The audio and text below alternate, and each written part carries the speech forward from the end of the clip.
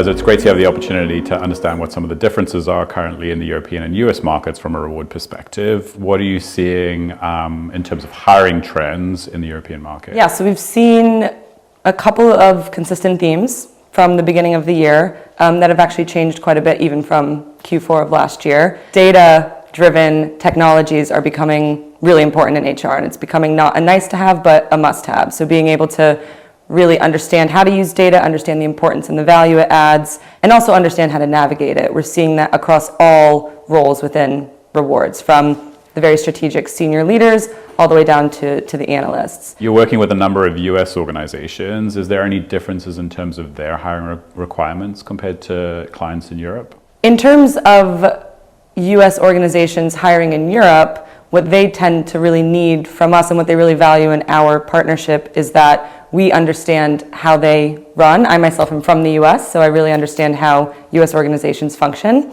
I also now am based in Amsterdam, and I've been working in the Amsterdam market and really embedded in the reward world here. So I really understand the cultural differences, the real importance of having local expertise and local knowledge. And US organizations really value that face-to-face network that we have here, as opposed to having to do it from abroad. And because of that, we've been able to partner really well because they can get the expertise. US reward leaders are also looking for reward professionals who really understand the regulatory challenges within Europe as well, especially with pay transparency. The Pay Transparency Directive coming up in 2026, that's something that the US has approached very differently. And regardless, it's the kind of expertise you really need face-to-face in terms of regulatory and compliance issues.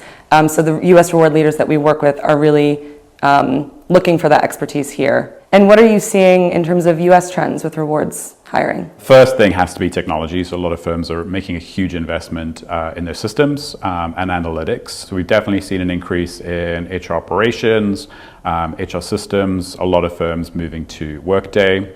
A lot of organizations looking at how they can embed technology into all of their HR processes. And also there's, I think, a drive to try and remove some of that transactional work from reward professionals so they can focus on their strategic partnership with the business. We're partnering with a number of European headquartered firms, some of the organizations that you've worked with in hiring their reward leaders here in the US. The US market's very different. They need somebody on the ground who can give them insight, navigate a very, very large geography.